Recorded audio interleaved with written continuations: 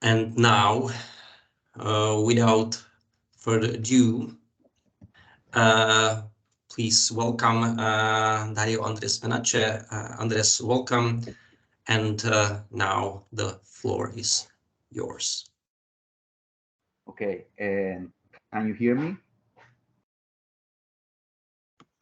Yes, we can hear you well. Perfect. Okay. First of all, thank you, Yura, for your very warm welcoming. I'm very honored to be here as a presenter, invited by the Masaryk University. Very honored and very happy. So my name is Andres Menache, Dario Andres Menache. I'm from Kyoto University, and the topic of my talk is going to be From Barbarians to Wicked, the perception of Christian religion in early modern Japan. Are you able to see the slides? Everything is okay? Yes, we can see everything perfect. Thank you. I'm going to continue then. So today's topic, this talk is basically divided in two topics. First, we will trace the initial image that the Japanese had of the Portuguese merchants and Jesus priests using sources and images of the time. Then we will see how the spread of the Christian religion in Japan generated resentment among the ruling class and the dominant religious sector, resulting in a political and religious criticism that led to Japan's first public ban. So first, I will explain this brief chronological summary of what is known as the Christian century, a term coined by the historian Charles Boxer. The main milestones are the arrival of Francis Xavier, the first European religious who came to this island in 1549. This was followed by a succession of conversions of local Japanese lords or daimyos, leading to a boom in Christianity in southern Japan, which resulted in the construction of the first Jesuit college in the region in 1581.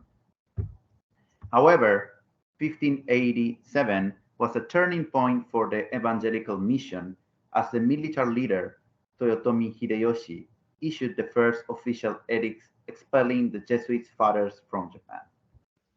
As a result, Christianity in Japan was targeted by the authorities, which led to the first mass martyrdom of Christians in the islands in 1597. The situation worsened with the rise to power of Ieyasu Tokugawa, who, after a brief period of tolerance towards the new religion, hardened his stance, which ended with the definitive banning of Christianity in Japan in 1614. As a result, from the 1620s onwards, a systematic persecution by the state began forcing converts to be underground. The last great manifestation of Christian faith in Japan was the Shimabara Rebellion, a peasant revolt with strong Christian influences. The quelling of this revolt would be the beginning of the end of Christianity in Japan.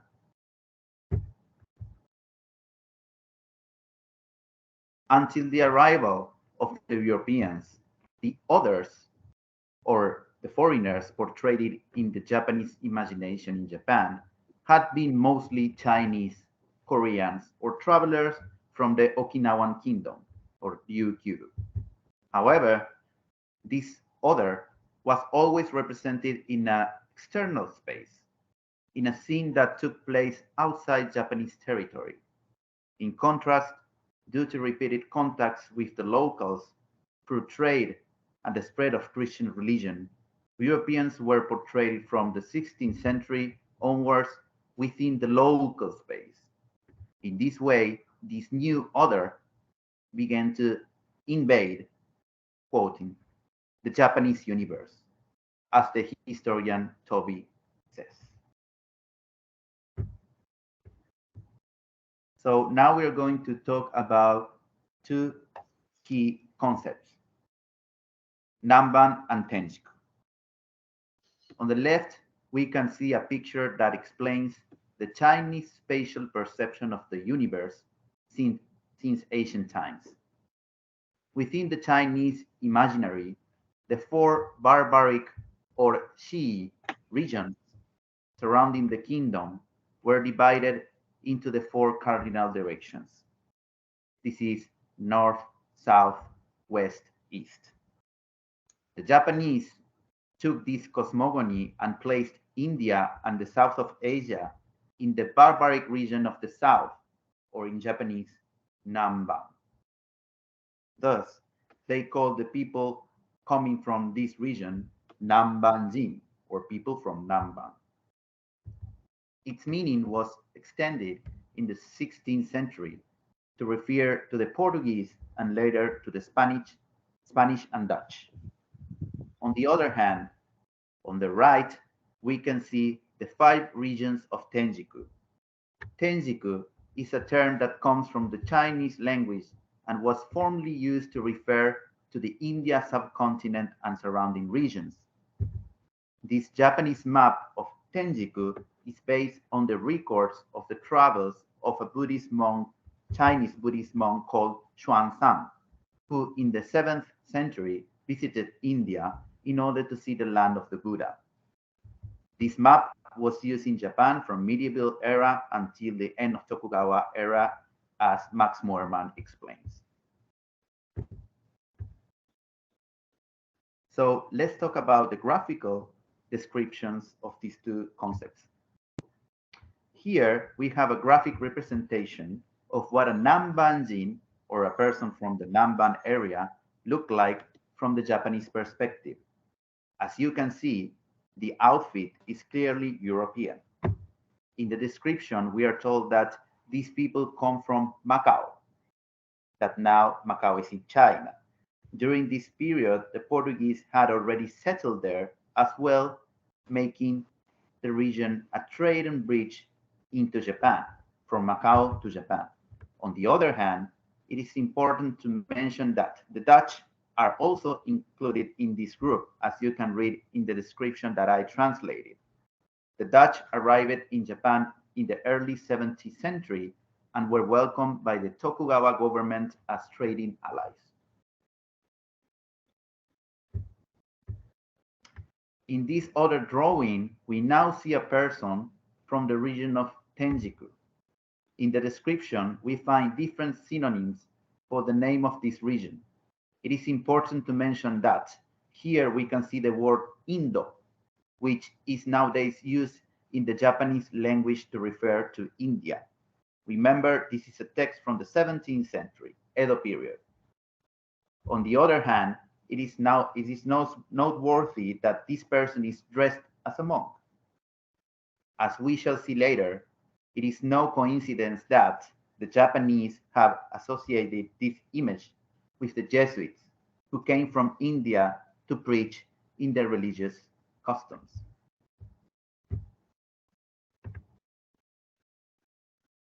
We can confirm that the Japanese saw the missionaries as people coming from the Tenjiku region by reading the following fragments from early Jesuit letters. For example, we have an extract from a letter of Francisco de Javier from the 1549. I'm going to read this fragment. The law that they have, says Paulo, was brought and originated in another land, which is called Chengiko, which is beyond China. And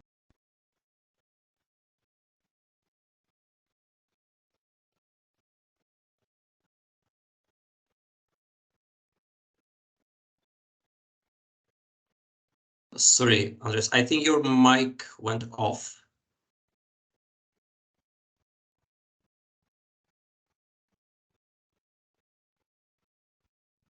We cannot hear you now. Your mic is off.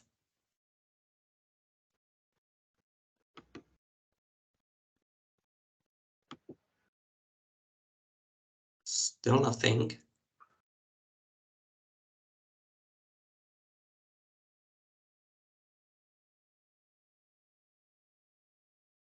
No, unfortunately, we cannot hear you. I cannot put you. can you hear me now? Okay, now it's okay. Thank you. Sorry about So, that. could you go back to the quotation of Yes, Francis yes, Xavier? sorry about that. Okay, thank you. Technical problems. So can you hear me now clear? Yes, perfect. Okay. I'm going to explain again. These are fragments from the Jesuit letters where we can see that they are being called tenjikus from the word tenjiku.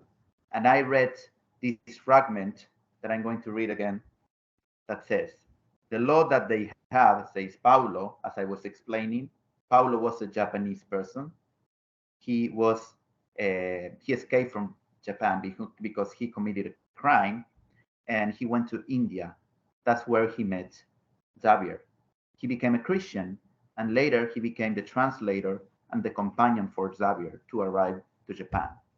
So Paulo told Xavier that the law that the Japanese had came from Chenjiko. But this is not about law. This word law could be also translated as teachings or religion. So here, Xavier is learning that the Japanese religion was originated in Chenjiko, which is India. So we understand that he's talking about Buddhism. So the next script says like this. We were confronted by a group of heavily armed people who were ready to use their bows and spears. They called us Chensikus. Again, this account is from a letter of Cosme de Torres, one of the most important Jesuits during the first time of the missions in Japan. He continued the work of Xavier after he left Japan in the 51. So he's explaining that they were confronted by a group of military people, and they were calling them, I mean the Jesuits, Chenjikus, from the word Tenjiku. So here we can confirm that the Jesuits were called that way by the Japanese.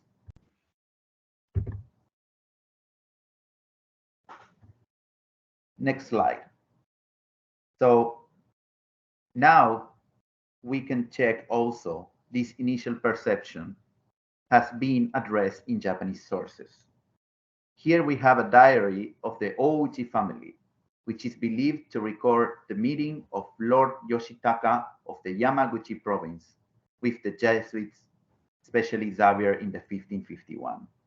Here, the document refers to the visit of some Tenjiku people. Let's see what the fragment says.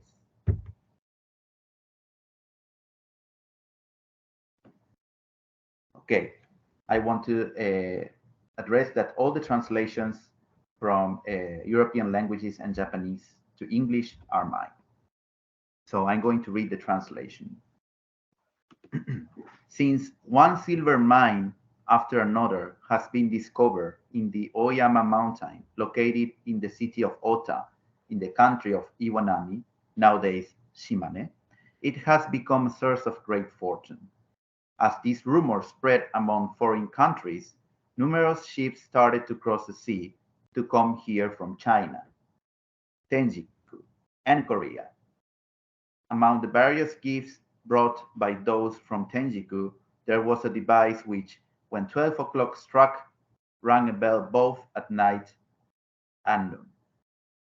So this chronicle tells us how several foreigners came after silver mines were discovered in Japan, from China, Tenjiku, and Korea, and how the Tenjikujin, or natives of Tenjiku, brought various gifts. As we already know, Tenjiku refers to India in large terms, but other elements of this text make us reconsider this. First, we know that during this time, there were not many trade missions from India to Japan. Second, we also know that during this period, Xavier visited this region bringing gifts for the local lord. Finally, among the gifts we find what is clearly among the gifts we find what is a clear reference to a European mechanical clock. Therefore, we can conclude that this fragment most probably refers to a visit of the Jesuit fathers and not a visit of people from India or Tenjiku.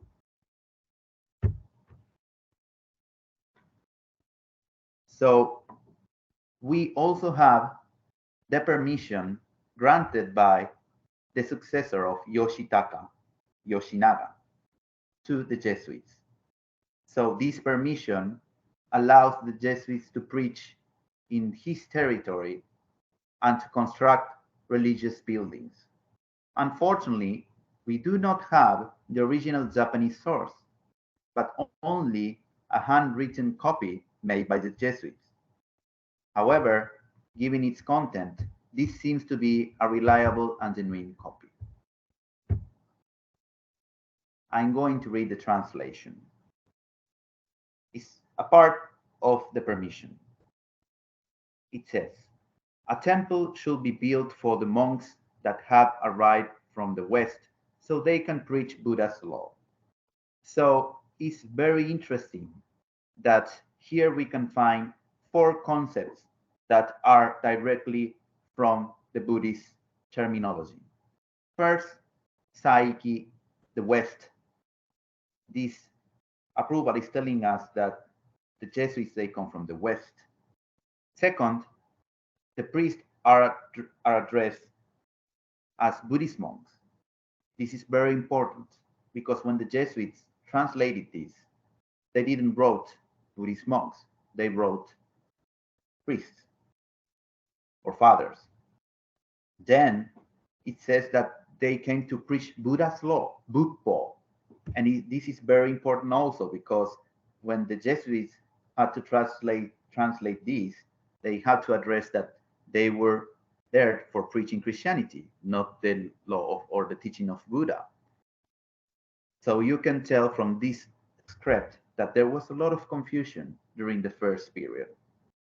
And finally, the place that the Jesuits were allowed to construct was at Otera. As people that knows Japanese, you know that this means Buddhist temple. Now let's move to the Japanese art, how the foreigners were depicted in Japanese art. Both merchants and religious people were portrayed in local art. Here is a fragment of a Japanese screen painted between the 16th and the middle of the 17th century by the famous artist Naizen of the famous school Kano. As you can see, it depicts the landing of a Portuguese galleon on Japanese soil. Here, we see the Portuguese traders accurately portrayed in their contemporary customs. In particular, a man in red, who is suspected to represent the captain of the ship. On the other hand, a person with a dark complexion carries the captain's parcel, suggesting the presence of slaves among the group. Finally, the guide of the group looks very small in comparison. This indicates that he could be a Japanese who would have led the Portuguese who would have led the Portuguese during their trip or voyage.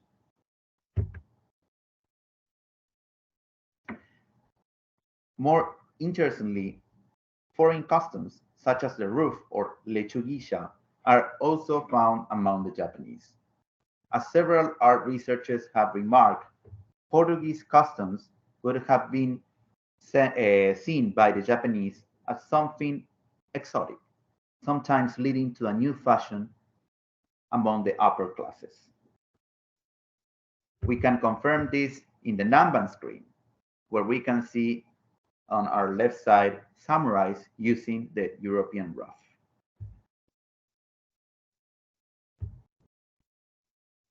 On the other hand, we see on the shore a few tall men dressed in typical Jesuit black clothing. Among them, we find a smaller man in Japanese customs. He probably represents a priest, assistant, or what is called dojuku.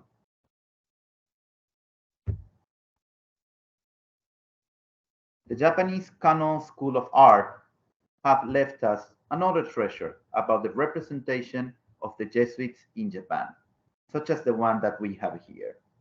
We could think this is a Buddhist temple, but we find again tall people wearing black clothes. This means that what we are seeing is actually a Buddhist building used as a church in Kyoto.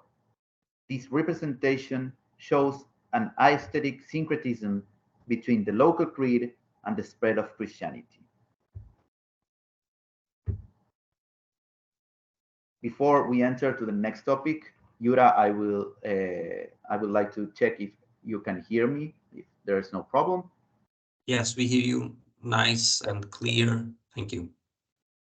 I'm happy that you can hear me nicely also. Okay, so the second topic of today is the political and religious conflict that the presence of Christianity brought to the to the Japanese politics and the country itself, and as a consequence, Christianity being portrayed as a disruptive and rebellious religion. But first, we must speak about one of the most important uh, Japanese people of this time, Oda Nobunaga, a native of the Iwari province who was able to impose himself over the local lords of Japan to the extent that he managed to gain control over the shogun and the emperor. To mention a few important details, while Nobunaga was interfering in the disputes between the shogunate and the imperial court, he was very favorable to the Jesuits, to the point of receiving them, welcoming them in his castle, granting them land to build schools, and allowing them to return to Kyoto after being expelled by the emperor himself. On the other hand, he was ruthless against the Buddhist groups that confronted him. The Jesuits celebrated this apparent anti-Buddhism of Nobunaga, but to their chagrin, he was finally betrayed by his vassal Akechi Mitsuhide, which resulted in Nobunaga's death in the 1582. After the death of Nobunaga, his former vassal, Toyotomi Hideyoshi, quickly rises to power.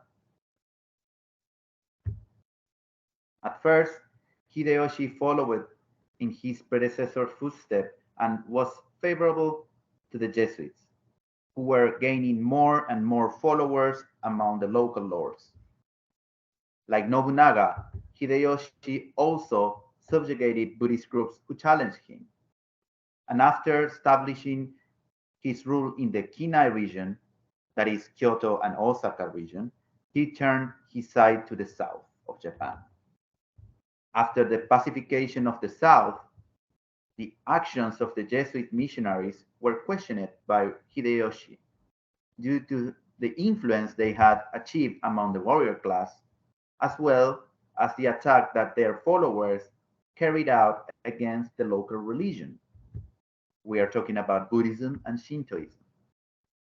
Thus, under his rule, a written document was issued that treated the Christian religion as a deviant and disruptive element, and those Jesuit fathers who promoted these teachings were to be expelled from Japan. This is the real document that is in the south of Japan in the Matsuda Historical Museum.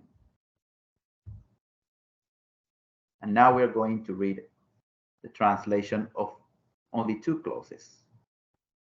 The first clause is very important. Here is written that despite the fact that Japan is the country of the gods, this means in Japanese Shinkoku, these fathers are coming from the Christian country, or this also could be translated as Christian countries, because in Japanese sometimes we don't have a word for plural, to spread their pernicious law, jakyo or jaho, which must not be allowed. So here is very interesting how Christianity or the Christian countries and Japan, the country of the gods, are in opposite sides. And the fathers, which in Japanese is bateren, that comes from the word padre from Portuguese. You can realize that some words were new for the Japanese, and they will use kind of an approximation, phonetical approximation for addressing these words. Bateren or father came from Christian countries for what? For spreading this law, which is Christianity. But this law is not a good law. It's not a good teaching. This law is bad. That's what he's saying. And what is the cause? There are several causes, but the second clause is very clear about this. Here is written, the Christians approach to the people of our cities, make them their disciples, and destroy our sanctuaries and temples, something unheard of before. So here is clear that Hideyoshi is not okay with the Christian lords letting their vassals and their subjugated persons destroying Buddhist temples. And this is something unheard. Hideyoshi saying that's not true because we know that Nobunaga also destroyed a lot of Buddhist temples, but it was a good excuse for not letting the Christians and the fathers expand this religion that was now being on the focus of criticism. After Hideyoshi's death, Ieyasu Tokugawa, the one who fought at his side and was chosen as one of his advisors, devoted himself to finishing the work of unifying Japan under the rule of a single leader and becoming Tenkabito. At the Battle of Sekigahara, Ieyasu succeeded in overcoming the local lords who opposed him through an intricate system of alliances, resulting in his becoming shogun and the beginning of what is known today as the Tokugawa shogunate. 2 years later, however, he ceded the title to his son Hidetada to preserve dynastic continuity. On the other hand, Ieyasu had initially favored Christianity in Japan, allowing the Franciscans to settle in Edo, today's Tokyo. However, the arrival of the Dutch changed the rules of the game. First, they were not interested in promoting the Christian religion, but only in trade. Second, as Protestants, they were antagonistic to all the Catholic orders that were preaching in Japan. The Dutch provided the Tokugawa government with sensitive information about the Spaniards and Portuguese colonies in the Americas, as well as the role of religion during the conquest. This is believed to have alerted the Tokugawa and was crucial in their decision to ban Christianity in Japan.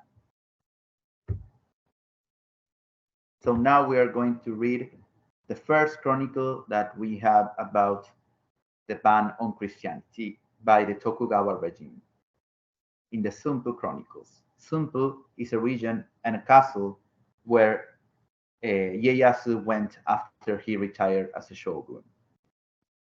In the year 17 of the Keicho era, this means 1612, March 21, it has been ordered that the Christian law of the Namban shall be prohibited in this realm. It has been ordered that the temple of this religion, which is in Kyoto, should be destroyed. The law of these barbarians is weak because it disturbs the principle of Buddhist law. So in this small paragraph, we can now appreciate how all the concepts that we have already analyzed crystallize in a very interesting sentence. First, this text is telling us that Christians and Namban are almost the same. And they have been prohibited in this realm. And also the temple in Kyoto, we know that temple actually is a church. We already saw a picture of a church that used to be a temple, but probably that picture that we saw and this temple that is mentioned here are not the same, because we know that in Kyoto they had like almost 3 temples and they were destroyed in different periods. So we're not sure about which Kyoto church slash temple is being addressed here, but it should be destroyed, it says. And the law of these barbarians is wicked. Again, they are using the word wicked or perverse, usually with the kanji that is ja, yokoshimaya, and yokoshima. And barbarians is not Namban itself, but it's another word for saying uncivilized people. And why is that? Again, because they disrupt the principles of Buddhist law. It's interesting how at the beginning we saw that the first local lords were seeing these priests as people that came to Japan in order to preach Buddhism, and now they are in the opposite side.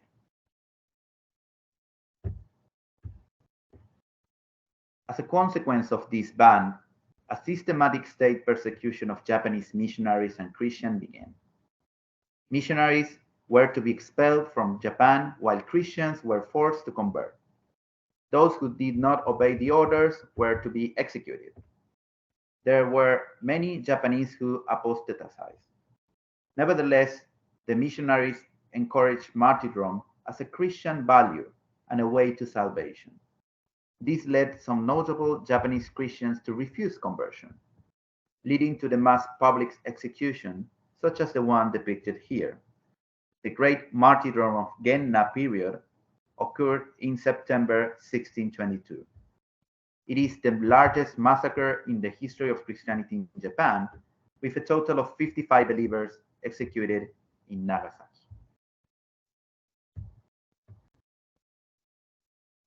After these persecutions, it seems that there was no trace of Christianity left in Japan anymore. However, in 1634, after a succession of bad harvests and famines in the Shimabara territory, the Matsukura family decided to aggravate the situation by imposing very big burdens on the peasants while seeking to punish those who failed to deliver the stipulated crops. In the face of this misrule, both the peasantry and lower class warriors took up arms, and the rebellion spread to Amakusa territory, from Shimabara to Amakusa. Among those affected were also Christians who had kept their faith secret and saw this revolt as a prophetic moment. They decided to name the young Amakusa Shiro as the head of the revolt. After a long siege, the last rebels were massacred regardless of whether they were men, women, children, or elderly people. After this episode, the image of Christianity became associated with the disruption of the order. As a consequence, the Tokugawa's third-in line, Iemitsu, decided to ban Portuguese ships from entering Japan, as they were known to bring Christian fathers despite the ban. Moreover, the state established a special office dedicated exclusively to creating a unified system of religious registration for all Japanese in order to ensure that there were no hidden Christians among them. Finally, a renewed Buddhism succeeded in becoming a symbol of the new state religion, which led both the shogun and the emperor sending Buddhist monks to the south of Japan in order to preach and de-Christianize the local population after the Great Shimabara Revolt. As an example of anti-Christian Buddhist literature written during these activities in the south, we may mention the work of the Zen monk Sessososai, who, after visiting Nagasaki, at the request of the Tokugawa government, wrote in 1647 a work called A Treatise on the Eradication of a Weak Religion, Taiji Shashuro. In the following short passage, the author summarized why those Japanese who follow these beliefs have no place in society anymore. I'm going to read the translation. Those people who embrace this religion is Christianity, seeking to claim the throne of this nation, turn their backs upon the generosity of their Lord. Those who do not worship their ancestors go against their parents and outrageous upbringing. Those who do not visit the mausoleums of their ancestors rebel against the customs of venerating their parents. Those who deeply love their fellow believers and have a deep resentment towards people of another creed lose their ties with their peers. Those who destroy shrines and temples and burn sutras are generating a karma that will lead them to hell. Several interesting elements can be observed in this passage. First, the Christians are accused of trying to take over the nation. As we have already seen, the Tokugawa knew that the missionaries and the Christian religion had played a key role in the conquest of other countries. They are also accused of being ungrateful to their lord, in this case the shogun, by not respecting the ban of Christianity. On the other hand, they are criticized for not worshipping their ancestors, a practice that originated in Chinese Confucianism, which was very popular among the Japanese warrior class. In this way, Christians are portrayed as alien to local custom during this time, and in turn, intolerant as they are said to appreciate only those of their own group, while looking down on other religions. Finally, the same accusations that we saw during Hideyoshi's time is repeated. That is, destroying temples of the local religion. Conclusions. Reviewing all the material presented here, we can elaborate the following conclusions. In the beginning, the depiction of European and missionary foreigners was based on pre-existing models, such as the Tenjiku and the Namban, which had a slight element of otherness. As the time passed, the political and religious tension caused by the Christian presence in Japan encouraged the characterization of Christianity as a negative, pernicious, and rebellious religion, leading to the justification of state persecution. I want to say thank you to everyone from the Masaryk University for giving me this chance. Also, especially to my friend Yura for helping me in everything so this talk can be perfect. Thank you very much. Mnohokrát vám děkuji.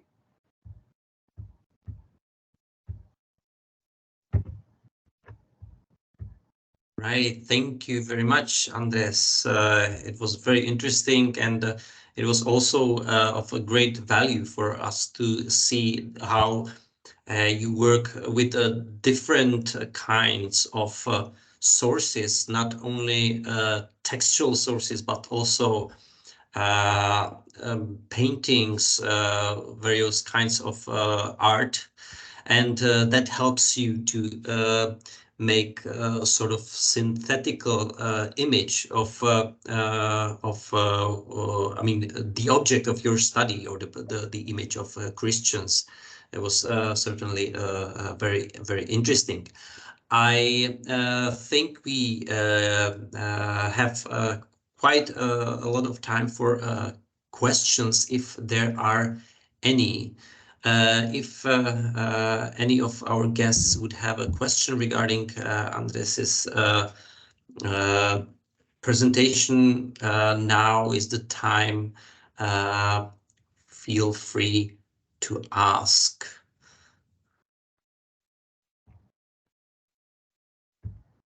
Okay, we have at least two hands raised. Ilya Shumlov's our first great student from Baltic country. Ilya, please turn on your microphone and ask your question. I wanted to ask about Oda Nobunaga, because it seems to me that based on your report, you say that Nobunaga was motivated by the Christians to massacre those Buddhist monks. Like he was generally motivated to do those oppressions on uh, Buddhist monks, to just get in good relations with the Western traders. Can we say so, or was there any other motivation? Okay, can you hear me? Yes. Thank you, Ilya. I don't know if I'm pronouncing well the names. I'm sorry, it's very difficult for me. Very interesting question. First, I would like to address something. Since this is a very, how to say, a long presentation, it's very difficult sometimes to separate the topics and to speak in details about the topics. And I understand that you had that impression from my slides. But what I try to explain in my slides, and now is a good chance to make it clear, no, what Nobunaga did and how the Christian, I mean the Jesuits, perceived that doesn't mean that the Jesuits were behind all this politics. Do I make myself clear? What I'm trying to say that is that the Jesuits, we have records from their letters, and they are just giving us some insight from their perspective about the historical process that they are witnessing, right? So Oda Nobunaga fought against a lot of Buddhist groups because basically they were against his rule and they were allies with other local lords. And of course, we have to examine every group because not every group had the same intentions, but every time was different. And also, that's why I put it on quotes anti-Buddhist Nobunaga approach, because this is not true. We know from different sources that Nobunaga was not against Buddhism itself. So it was part of his geopolitical strategy, and the Jesuits saw an opportunity to, be protected by them, by Oda Nobunaga. But when Oda Nobunaga died, their protection was, driven away. And even if Hideyoshi, as I said before, showed himself very favorable to them, it changed really quickly. So that's why for the Jesuits, it was not a good sign that Nobunaga died. And about this connection that you made, that is interesting, being favorable to the Jesuits in order to have Westerns coming to trade to Japan, the Western relationships. This could be true, but from my perspective, Nobunaga did not only welcome the Jesuits for that, but he was amazed by the knowledge that they had about the world. And we know this because he met the Jesuits, especially Freud, several times. And not only to talk about politics, they will talk about religion, they will also talk about the world, the outside world.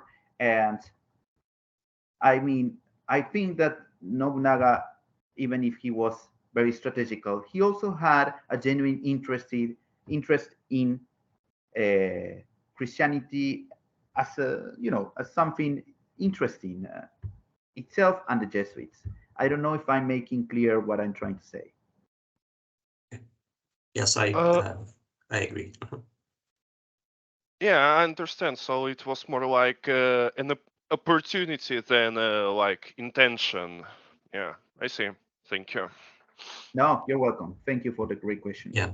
Okay. Yeah, but it is very convenient to look at Nobunaga's actions as not motivated by ideology, whether he was against Buddhism or in favor of Christianity, but rather as strategic steps in his overall goal to dominate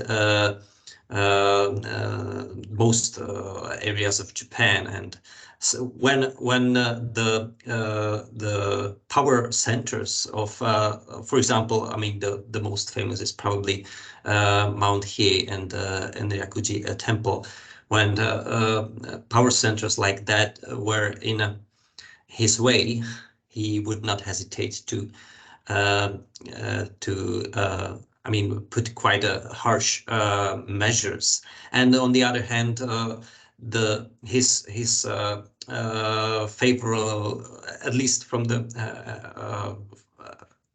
in certain parts of his career, his favorable approach to the foreigners was not necessarily motivated by his affiliation to Christian ideas, but there were some other motivations as well. It is certainly worth noting that Nobunaga was the first daimyo in Japan's history who used firearms in a large-scale combat. And the famous battle of Nagashino is often mentioned in historical sources. So the Westerners could have been seen as a source of useful military technologies rather than someone who brings favorable faith or ideology. And I also want to mention something. Thank you, Yura, for your intervention. It was perfect. And I want to make clear that we have to understand that Buddhist groups during this time were not only monks, they were warriors. And these groups, like Yura said, the Buddhist, the Tendai from Enryakuji, they were almost like cities. They had weapons. They had a strong geopolitical influence. So we have to understand that it's not a battle between a military person and just monks. The monks were ready to rebel to a lord that they didn't agree with, and they were ready to protect their land. And they also had a lot of connections with other lords. Okay, thank you. Well, Katerina is second in line with her question. Go ahead. Hello, thank you. I actually have like two questions, but they relate to each other.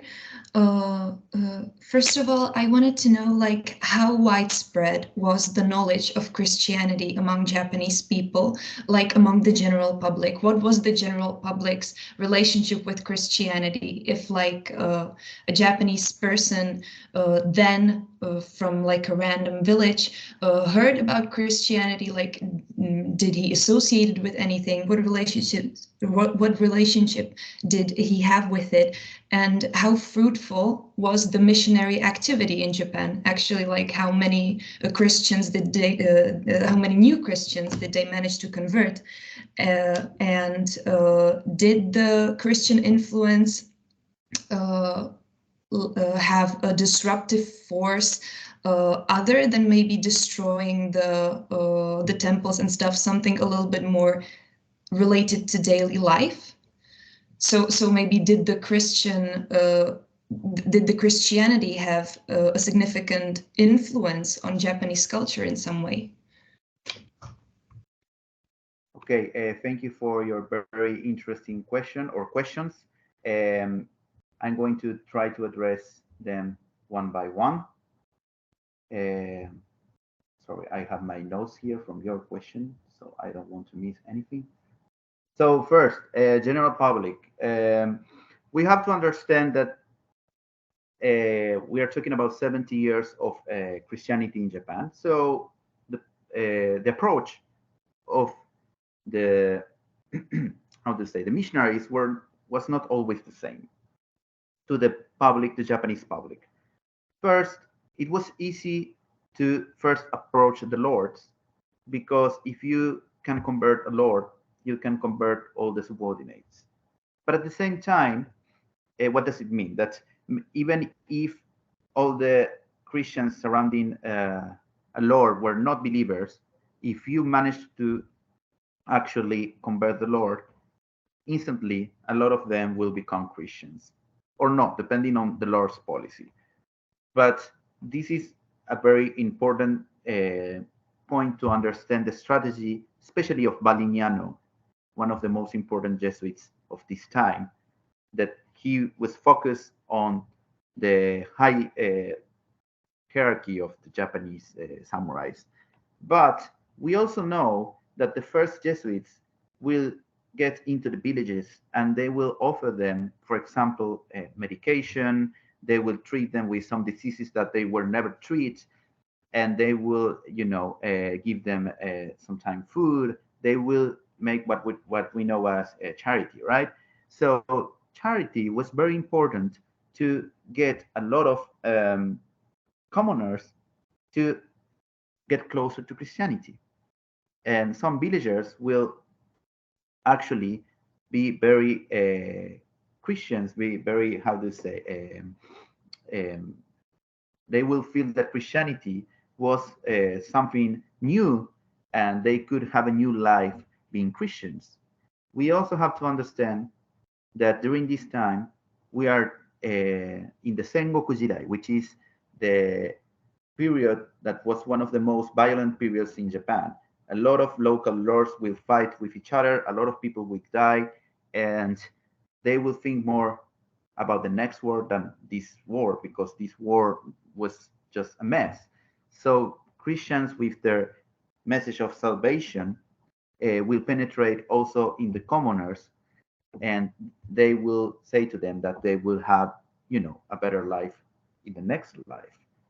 But um, we know from different records of the Jesuits that not all of the people that converted to Christianity will like continue doing these practices, and we also know that they will mix sometimes Buddhist practices with Christian practices. So they were not 100% Christians in the European sense, right? So that was one thing. The other thing is that we know that they were, I don't know if your question also is related to the relationship between the non-Christians. Yes, yes, yes, definitely. Yes. Okay, I'm going to address that also. So the relationship with the no-Christians, and how, because this is a good question, because we read at the end that the monk was criticizing that they cannot, be part of the society. It is true that they started designing their own rules for the Christian society and so on. But it's also true that there was a lot of syncretism in their religion and at the same time with the local community. So a good example is a later example, but for a long time in the south of Japan, after Christianity was banned, a lot of Christians were into heathen, and they were continue practicing Christianity, uh, but there was this time that the authorities knew that there were Christian hidden in one village, and the monk tried to protect them, or tried to just say no, they're just Buddhist, how do you say, believers. They're not Christians, but he knew that. So, in a way, I think that the Christians didn't separate themselves from the rest of the group. However, in moments that were very difficult, like the Shimabara region, Shimabara revolt, inside the group that were fighting for, having a better life, there was a radical Christian element that separate themselves from the rest of the Japanese as Christians, and they were talking about the, salvation and prophetic years to come, and only the Christians are going to be saved. So we could say that there was a group as always, there's always a radical group and just commoners that they believe, I don't know, 20 or 40 or 50% about what they are being taught, and they don't separate themselves from the society. And we have to understand this. There are several layers, and also depending on how you want to show yourself to the rest of the community. For example, the daimyo Takayama Ukon, he was a pillar of Christianity during his time, and he was very radical. As I said before, he ordered to destroy the temples, the Buddhist temples in his region, but not all the lords were like that. So again, the relationship with the community depended on each group, and also accommodation was important in order to Christianity to be part of, Japan. Yes, thank you. I think it's also worth noting that the Japanese society as such was not unilateral, and there were quite a few distinct groups within the society, and commoners in villages could have a different level of access to information with comparison to, for example, people in the cities. And also the intellectual level of, the intellectual layer of Japanese society had quite a different view of Christianity. They were even able to have discussions and polemics with the Christians regarding even the faith, which is very nicely described by Kato Shuichi in the second part of his History of Japanese Literature, if you're interested in that. Discussions about the metaphysical and religious aspects of religion, the Japanese could could be very persuasive and had very good arguments for presenting Buddhism or Japanese religions in general as being no worse than Christianity. Also, at this moment, if you are interested in the broader context of Christianity coming to Japan from the Western perspective, I highly recommend the first Czech translation of notes by Louis Froys, Evropané a Japonci, stručné pojednání o protikladech a rozdílech, Europeans and Japanese brief note about contrasts and differences, that came out last year in Triada Publishing. It has very extensive and very nice historical study of Louis Froys and his mission in not only in Japan but especially in Japan, and it's very nice read. Okay. Well, we have one more question by our Russian student Yulia. Go ahead, Yulia. Hello, can you hear me? Oh. Yes, we can hear you. Thank you very much for your presentation. It was extremely informative, interesting. And I wanted to ask a question about the reasons, like the official reasons why the Japanese government opposed Christianity. And you mentioned that like one of the reasons was that Christian disciples started destroying Buddhist temples and they did not pay honor to the government, to the ancestors. But like the other reason that we were taught about was that according to Christianity, all people were equal in the eyes of God, which meant that there was no difference like between the government and the people, and the Japanese government wanted people to obey. So that was one of the main reasons why they opposed Christianity. And I was wondering if it was an official position, if it was something that they admitted openly, or if it was something that they tried to, like, they did not mention as much and instead tried to manipulate people into, well, I don't know, manipulate, if they did not talk about it as much. Because I have an impression that in Christian countries, government usually tries to, doesn't talk about, how do I put it? It tries to manipulate people into obeying in some different ways. They don't outright state that the government is above, is more important than citizens and usual people. So my question was if Japanese government back then also admitted that openly or not. Okay, is the question finished? It's okay. Can I answer or? Yes, go ahead.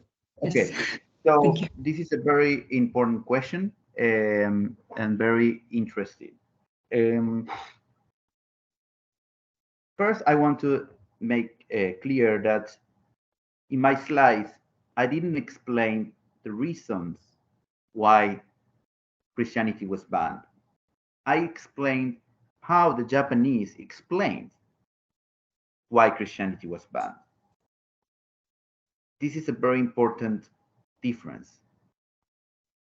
Is it clear? Yes, totally. So this doesn't mean that it's because today's topic is about the perception. It's not a historical explanation. So I want to make this distinction. So because there's a lot of reasons. There's not only one reason. There's a good book about this. A very famous Japanese researcher that is called Ohashi from Waseda University. He enumerated a lot of reasons, and between them is the reason that you said, because God is above all authorities, right? This could be a problem, but actually, this is very difficult to prove. Why is that? First, as you said, did they say this openly or not?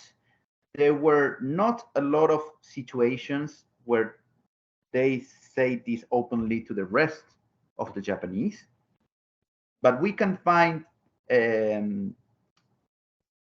We have to understand that during their stay in Japan, the Jesuits, they published a lot of doctrinal books in Japanese. This is very important. Today is not the topic, but if we read these Japanese books, we are going to see translations of what we already know about Christianity, right? That the Lord is above all the lords. And this is written in Japanese. But this is not a book for everyone. This is a book for the Christians. So if this book gets into the wrong hands, as everything, this could be a mess. And in my research, I know that a lot of books that shouldn't go to the other side went to the other side.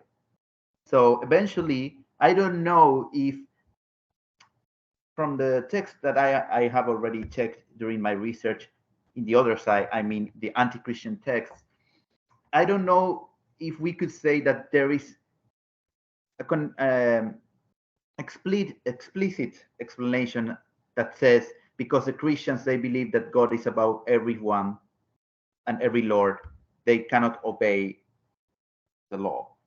But implicitly, maybe there is a tendency to recognize a problem there. But it's interesting that they were not the first ones with that problem, because before that, the Shingon-shu schools, especially the Shingon-shus that believed that only Amida was the only Buddhist manifestation that should be worshipped, they also believed that Bukpo, I mean the Buddhist law, was above the other laws. And this was also a problem before in Japan. But finally, there was a lot of discussion between them, and they changed this view because it was a time where they were rebelling against feudal lords. So this problem was not new for the Japanese.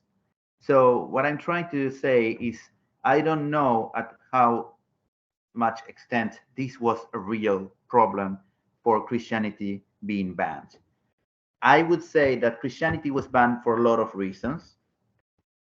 And there is also an explanation because Hideyoshi, as well as Nobunaga and Tokugawa Ieyasu, they were trying to put themselves as gods. There is a lot of research about this. And actually, Iemitsu, the third in line in the Tokugawas, he worshipped his grandfather, Ieyasu, as a god. That's why we have now the Nikko shrine, which is a very beautiful shrine that you should visit if you come to Japan.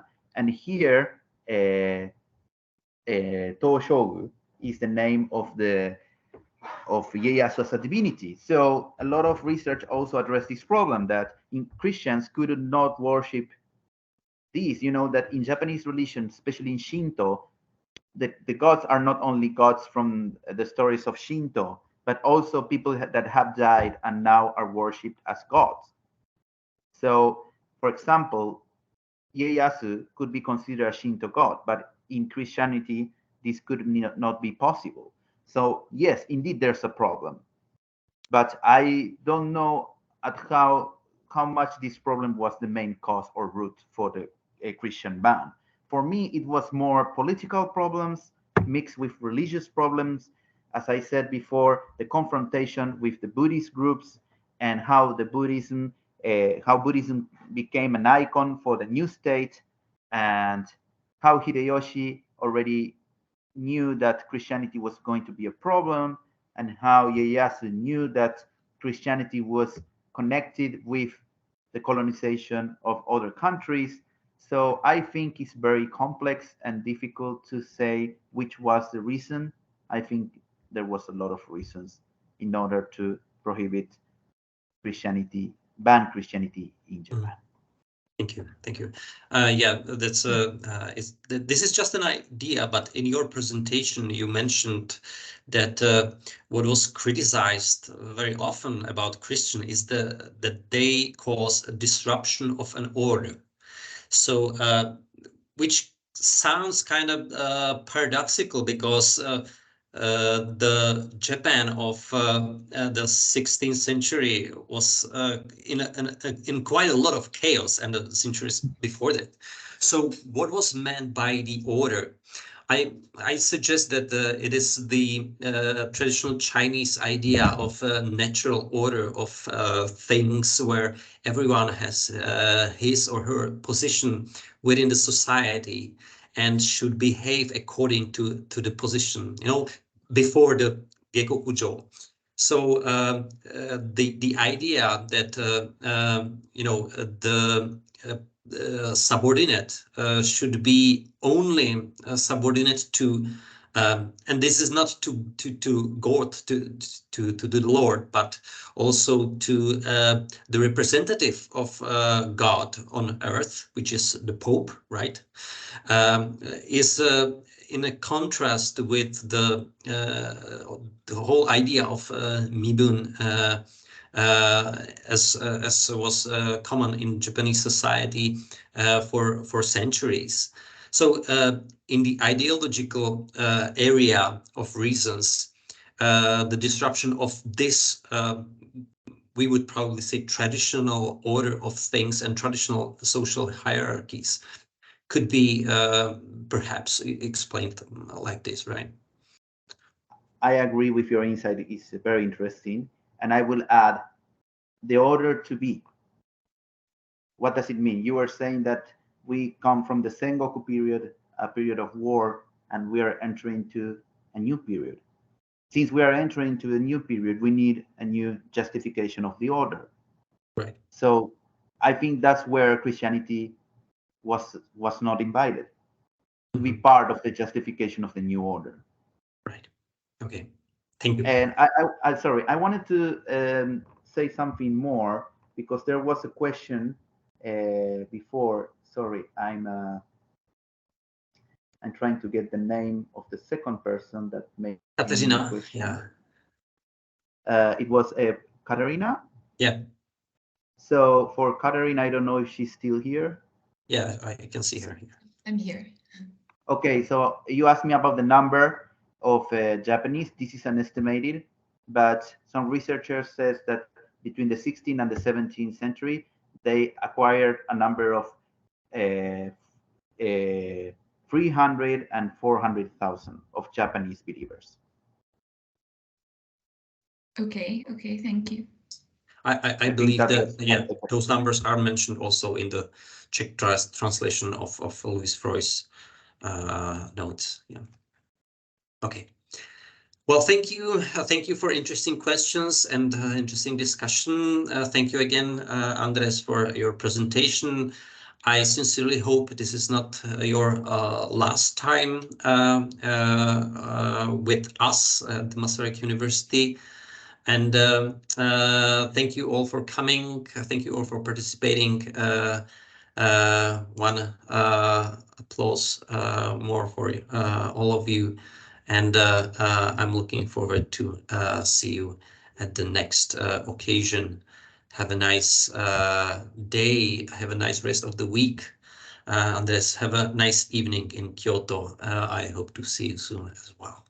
Thank you. Well, Yura, thank you very much for this invitation. I'm really thrilled, not only because I was invited, because all these interesting questions, and I really hope that this is not the last time. It doesn't only depend on me, also depends on you guys. But for me, it was very interesting, and I know that some of your students are studying Japanese, and from my perspective, I want to tell you very shortly that it was very difficult for me to come to Japan and take a degree in Japanese, but it was a great experience.